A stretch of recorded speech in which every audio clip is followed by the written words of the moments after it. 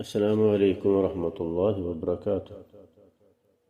آپ کا گھر بھی جنت بن سکتا ہے اگر آپ اپنی اہلیہ کے ساتھ مسنون رویہ اور سلوک رکھتے ہیں۔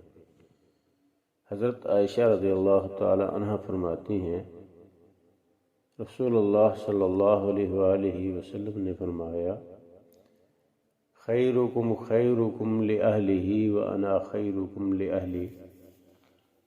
تم میں سب سے بہتر وہ ہے جو اپنے گھر والوں کے لیے اچھا ہے۔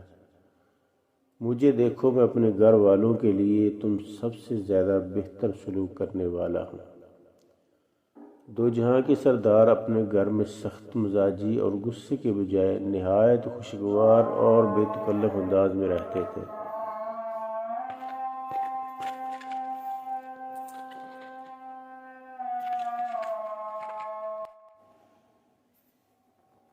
دو جہاں کے سردار اپنے گھر میں سخت مزاجی اور غصے کے بجائے نہایت خوشگوار اور بے تکلفانہ انداز میں رہتے تھے۔